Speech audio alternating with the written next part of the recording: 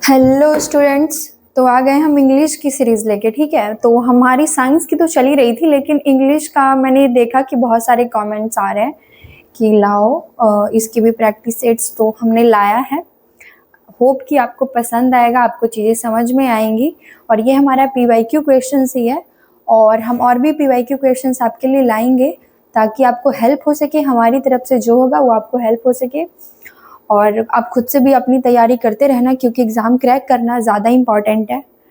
और आप देखो, आपको अच्छा लगे आप कंटिन्यू देखते रहना। ठीक है, तो ये हमारा पहला क्वेश्चन है, और हम आपको ट्राई करेंगे कि क्वेश्चंस इंग्लिश के जो होते हैं ना, जिनके लिए नया है, जिन्होंने इंग्लिश की पेपर दे रखी है उनके लिए तो ठीक है कि पता रहता है कि क्वेश्चन कैसे पूछता है, पर जिनके लिए नया है, जो पहली बार इंग्लिश का लैंग्वेज पेपर का एग्ज़ाम देंगे, या जिन्हें चीज़ें समझ में नहीं आती हैं, तो हम ट्राई करेंगे कि उन्हें क्वेश्चन समझा सके कि इंग्लिश में क्वेश्चंस किए कैसे जाते हैं और कैसे किए जाएंगे एईडीओ वाले पेपर में भी। और नेगेटिव मार्किंग भी है, तो आपको संभल के ही जवाब देना है, अच्छे से क्वेश्चन पढ़ के जवाब देना है। तो हमारा क्वेश्चन ये वाला क्या कह रहा है? कह रहा है, इन the following question out of the 4 alternatives choose the word which best expresses the meaning of the given word and click the button corresponding to it। तो आपको बोल रहा है कि adversity black, not black, let me take pink। so adversity के लिए आपको बताना है, ठीक है, इन चारों में से आपको बताना है कि कौन सा जो है वो बेस्ट एडवर्सिटी को डिफाइन कर रहा है, बतला रहा है कि एडवर्सिटी का मतलब क्या होता है। मतलब आप समझ जाओ कि आपको इसकी सिनोनिम ही बतानी है। ठीक है, तो क्या हो जाएगा इसमें? क्या बोला है? Best expresses the meaning of the given word, मतलब कि इसका जो मीनिंग होगा उसको सबसे अच्छे से एक्सप्रेस इनमें से कौन सा वर्ड कर पा रहा है। एडवर्सिटी का मतलब क्या होता है? चांस, कैपेसिटी, जॉय और मिस फॉर्चून, इनमें से कौन सा हो जाएगा? तो हो जाएगा मिस फॉर्चून। मिस फॉर्चून हो जाएगा एडवर्सिटी का मीनिंग। ठीक है, मिस फॉर्चून देख सकते हैं। एडवर्सिटी का मतलब क्या होता है? कोई भी चीज लाइक मीन्स डिफिकल्ट और अनप्लीजेंट सिचुएशन। कोई डिफिकल्ट सिचुएशन, कोई अनप्लेजेंट सिचुएशन, यानी जिससे कि हमें खुशी नहीं हो रही है ना, अनप्लीजेंट सिचुएशन। और अ स्टेट और इंस्टेंस ऑफ सीरियस और कंटिन्यूड डिफिकल्टी, है ना, continued difficulty, stress, serious situation और मिसफॉर्चून। और इसको हम क्या बोलेंगे? Misfortune. Misfortune is the best synonym among the given choices. ठीक है, एडवर्सिटी का मतलब समझ में आया आपको, और मिसफॉर्चून का मतलब भी वही होता है, इसीलिए हमारा जो आंसर हुआ था मिसफॉर्चून हुआ था। टर्मिनेट का आपको यहाँ पे बताना है, क्या बताना है? Opposite meaning. अगर आपसे पूछ रहा है, क्या पूछ रहा है कि इन the following question out of the 4 alternatives choose the word which is opposite in meaning into the given and click the button corresponding to it। तो आपको यहाँ पे अपोजिट बताना है, यानी कि एंटोनिम बताना है। यहाँ पे आपको एंटोनिम बताना है आपको कि टर्मिनेट का उल्टा क्या होगा, इसका उल्टा क्या होगा। टर्मिनेट का मतलब क्या होता है? टर्मिनेट का मतलब क्या होता है कि टू एंड, किसी भी चीज को खत्म करना, टर्मिनेट कर देना, टर्मिनेशन, है ना। हम लोग एडिटिंग भी करते हैं कोई वीडियो वगैरह की, कुछ भी चीज की, तो हमें होता ना टर्मिनेट करने का भी ऐसे ऑप्शन। तो टर्मिनेट का मतलब तो आपको पता ही होगा कि कुछ एंड करना, है ना। तो कुछ एंड करना, और इसका उल्टा क्या हो सकता है कि कुछ स्टार्ट करना, है ना। इसका उल्टा क्या होगा? कुछ स्टार्ट करना, कुछ लाइक बिगिनिंग, है ना। तो स्टार्ट और बिगिनिंग किसमें हम जानते हैं? कॉमेंस में। कॉमेंस का मतलब होता है टू बिगिन, टू स्टार्ट। ठीक है, तो इसीलिए टर्मिनेट का जो है अपोजिट क्या हो जाएगा? कॉमेंस। ठीक है, तो टर्मिनेट मीन्स टू एंड और bring to an end, and the opposite is commences. इसका जो उल्टा है वो क्या होगा? कॉमेंस, जिसका मतलब होता है टू बिगिन और स्टार्ट। ठीक है, चलो। 4 words are given out of which only one word is spelled correctly. Choose the correct spelled word and click the button। तो आपको बताना है कि इनमें से स्पेल्ड करेक्टली का मतलब होता है कि करेक्ट स्पेलिंग किसकी है, करेक्ट कौन सा जो है आपका लिखा हुआ है। ठीक है,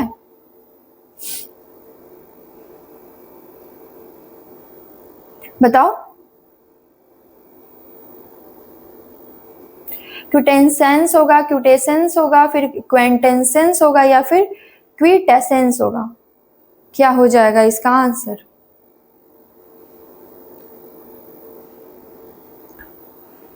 तो इसका आंसर हो जाएगा क्यूटेंसेंस। ठीक है, क्यूटेंसेंस इसका आंसर हो जाएगा, which is spells like QUINTESSENCE, जिसका मतलब होता है द परफेक्ट और most typical example of quality और क्लास। क्वालिटी और क्लास के लिए बेसिकली हम इस वर्ड का इस्तेमाल करते हैं, और इसका स्पेलिंग क्या है? QUINTESSENCE। ओके, क्यूटेंसेंस। कुछ ऐसे वर्ड्स होंगे ना जो बहुत ही डिफिकल्टी होंगे जिसको बोलने में, प्रोनाउंशिएट करने में, उन वर्ड्स को भी थोड़ा देख लेना। एक क्वेश्चन तो ऐसा आएगा ही आएगा। चलो ये क्वेश्चन देखो। In the following question one part of the sentence में have an error, find out which part of the sentence have an error and click the button corresponding to it. If the sentence is free from error, click the no error option. ऐसे ही आपको question आएगा। तो आपको ये A B C करके मतलब दिया हुआ है, A B C D करके आपको बताना है कि इनमें से कौन सा गलत है, या इनमें से अगर गलत नहीं है, ये करेक्ट है, तो आपको नो एरर बताना है। ठीक है, तो समझिए आप कि आपका ए ऑप्शन में दिया हुआ है क्या? इफ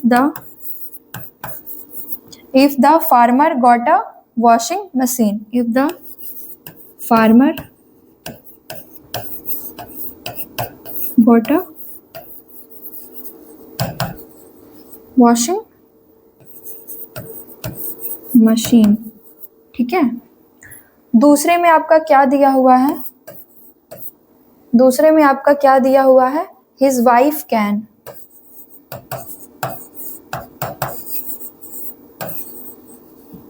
ठीक है, सी में आपका क्या दिया हुआ है? सी में क्या दिया हुआ है? डू द लॉन्ड्री क्विकली, है ना? डू द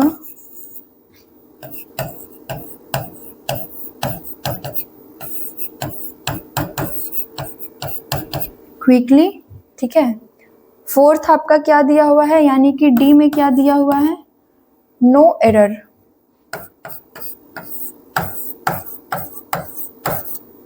इस तरीके से आपको A B C D करके दिया हुआ है, आपको बताना है कि इनमें से एरर कौन है। जो एरर होगा उसका A B या C करके आपको ऑप्शन करके बताना है। नो एरर होगा तो आपको D वाला बताना है। ठीक है, तो यहाँ पे जो सेंटेंस है वो ये बोल रहा है कि if the farmer got a washing machine his wife can do the laundry quickly. ठीक है, सेंटेंस आपका ये पूरा बन रहा है। तो इसमें से आपको क्या लग रहा है, जो ये फर्स्ट वाला सेंटेंस है, ए वाला जो है, if the farmer got a washing machine, इसमें कुछ गलत है क्या? नहीं, ये बिल्कुल ही सही है, क्योंकि ये बिल्कुल बता रहा है कि अगर कोई फार्मर जिसको वॉशिंग मशीन मिलती है, गॉट अ वॉशिंग मशीन, लेकिन यहाँ आपको ध्यान ये देना है कि यहाँ पे क्या है? गॉट है ना? यहाँ पे गेट नहीं है, यहाँ पे गॉट है। ठीक है, यहाँ पे गॉट है, तो गॉट क्या हमारा एक पास्ट टेंस को बतला रहा है ना? तो इसके साथ हमें जोड़ना है ये वाले सेंटेंस को, बी वाले को, हिज वाइफ कैन। तो हिज वाइफ कैन के जगह पे आपको क्या लगता है क्या इस्तेमाल होना चाहिए? कैन के जगह पे क्या इस्तेमाल होना चाहिए? तो कैन के जगह पे हम कुड का इस्तेमाल कर सकते हैं। कुड का इस्तेमाल कर सकते हैं। क्यों? क्योंकि हमने क्या देखा, यहाँ पे ऑलरेडी पास्ट टेंस में चीजें लिखी हुई हैं। गॉट जो है वो पास्ट टेंस में है, तो हम कैन के जगह पे कुड लिखना चाहिए हमें, है ना? तो क्या हो जाएगा? If the farmer got a washing machine his wife could do the laundry quickly. पूरा सेंटेंस बन के ये आ जाएगा ना? क्या आ जाएगा? If the farmer got a washing machine, his wife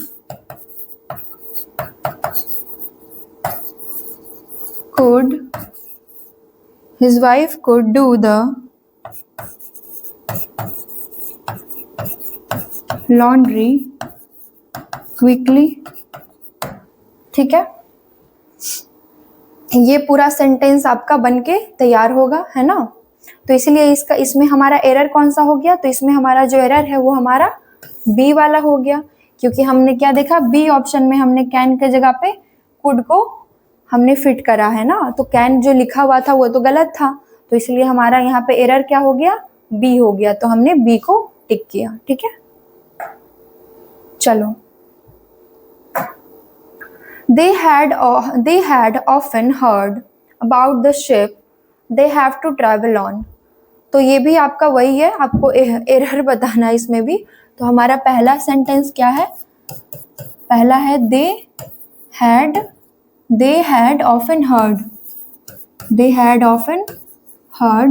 है ना।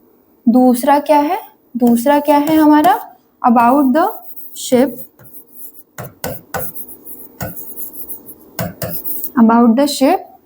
तीसरा क्या है हमारा, they have to travel on, है ना, they have to travel on, है ना। और फोर्थ क्या है, डी क्या है हमारा, नो एरर, ठीक है। इस तरीके से आपको दिया हुआ है सेंटेंसेस। अब आपको बताना है कि इनमें से कौन सा होगा इसका आंसर, मतलब आपको इसमें एरर ढूंढना है सबसे पहले कि इसमें क्या गलत है। तो पहले हम देखेंगे सेंटेंस क्या है, दे हैड ऑफन हर्ड, ये तो बिल्कुल करेक्ट है, क्योंकि इसमें बोल रहा है कि उसने ऐसा सुना है ना। अबाउट द शिप, किसके बारे में, शिप के बारे में, ये भी करेक्ट है। They have to travel on, अब यहाँ पे आपने देखा होगा यहाँ हैड है, यहाँ हैव है, तो मैं आपको बता दूं कि ये जो सेंटेंस है they have to travel on, ये स्पेसिफिकली शिप के ऊपर दिया गया है कि शिप में ट्रेवल करना चाहिए, तो इसका उससे कोई रिलेशन नहीं है, इसीलिए हमारा ये भी करेक्ट हो जाएगा। तो ये तीनों ही हमारा जो सेंटेंस है वो करेक्ट हो रहा है, इसलिए इसका आंसर क्या हो जाएगा, नो एरर, यानी कि D will be the answer, है ना। पूरा सेंटेंस ये क्या बन के निकलेगा, they had often heard about the ship they have to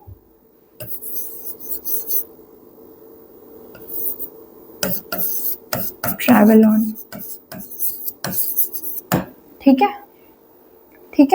इस तरीके से ही हमें एरर वाले क्वेश्चंस बनाने होते हैं। चलो ये बताओ, he would no sooner seen one continent when he saw another, ये भी हम आपका एरर वाला ही क्वेश्चन है, इसको भी आप खुद सॉल्व करने की कोशिश करो, इसी तरीके से सॉल्व करना जैसे मैं बता रही हूँ। हमारा ए में क्या है, he would no sooner, be क्या है हमारा, seen one continent, सी क्या है, when he saw another, ठीक है। और डी क्या है, नो एरर, ठीक। चलो बताओ मुझे, अच्छा यहाँ पे आप देख रहे हो नो सूनर की बात हो रही है ना, जो कि एक इडियोमेटिक फ्रेज है, ठीक है। अब आप मुझे बताओ कि no sooner seen one continent मतलब कि नो सूनर की बात हो रही है, तो आपने ये देखा है कि नो सूनर के साथ हमेशा देन का इस्तेमाल किया जाता है, नो सूनर देन, है ना। इस तरीके से हमने हमेशा पढ़ा हुआ होता है, देन का इस्तेमाल किया जाता है, ना कि व्हेन का। तो हम यहाँ पे व्हेन को रिप्लेस कर सकते हैं देन से, है ना। यहाँ पे व्हेन की जगह पे देन हो जाएगा, व्हेन को रिप्लेस कर सकते हैं ना देन से, क्योंकि यहाँ पे क्या दिया हुआ है, नो सूनर दिया हुआ है। और इस तरीके की इडियोमैटिक फ्रेजेस अगर आपको मिलती हैं तो आप ये एकदम देख लेना कि उसके साथ में कौन सा वर्ड लगता है, ठीक है। जैसे कि नो सूनर के साथ में हमेशा देन का यूज होता है, इसलिए हम ये जो व्हेन है इसको रिप्लेस कर देंगे। तो ये जो पूरा सेंटेंस होगा ये क्या बन के निकलेगा, ये बन के निकलेगा he would no sooner seen one continent, seen one continent, one continent than he saw another, ठीक है, then he saw another। तो क्या हो जाएगा आपका, इसका आंसर क्या हो जाएगा, सी, क्योंकि हमने क्या किया है, सी में ही व्हेन को रिप्लेस किया है देन से, ठीक है। तो इस तरीके के हमारे एरर वाले क्वेश्चंस होते हैं जिसमें हमें देखना होता है कि सेंटेंसेस में एरर है या नहीं। और आपको थोड़ा सा भी ऑप्शंस में कंफ्यूजन हो ना, कि कभी कभी हो जाता है ना, मिसमाइंड हो जाता है कि ए वाला में मैंने गलत देखा था कि बी वाला में मैंने गलत देखा था, तो उस तरीके से भी हमारा ना सही आंसर पता होने के बावजूद हम गलत ऑप्शन टिक करके आ जाते हैं। तो ऐसा ये वाला जो क्वेश्चन होगा ना, जो डिसअरेंज वे में दिया होगा और आपको दिखाना होगा, तो आप ऐसे पहले अरेंज कर लेना ऑप्शंस को कि ए में ये है, बी में ये है, सी में ये है, डी में ये है, ठीक है। उससे क्या होगा ना कि आपका गलती से भी गलती नहीं होगा, एकदम ध्यान रखना, क्योंकि गलत हो जाएगा, नेगेटिव मार्किंग होगी तो ले लेगा मार्क्स।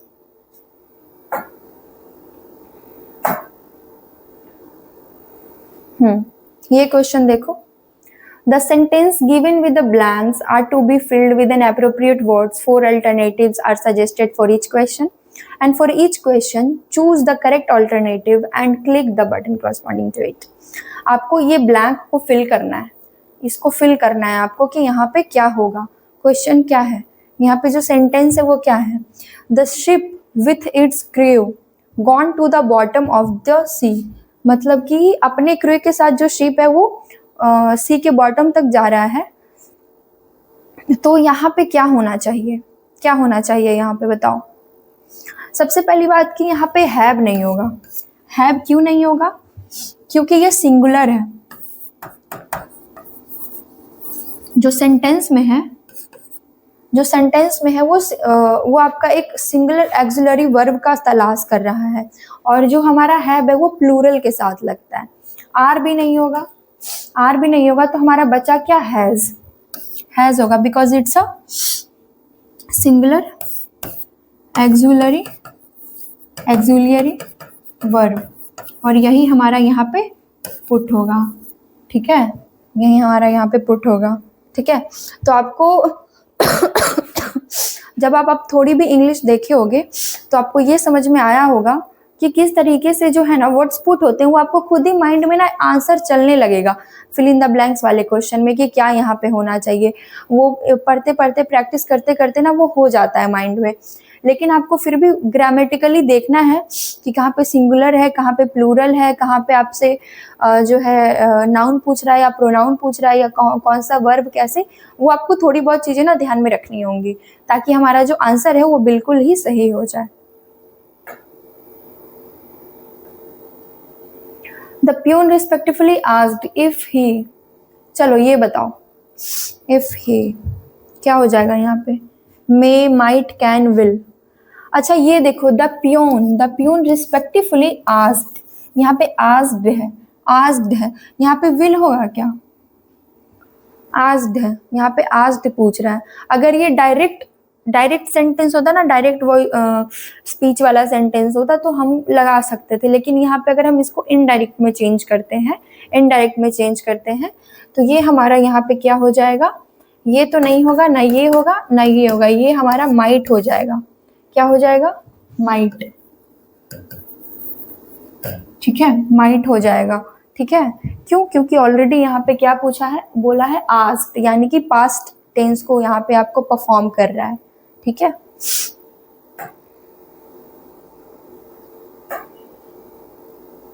चलो ये बताओ, I know certain that he has gone to England.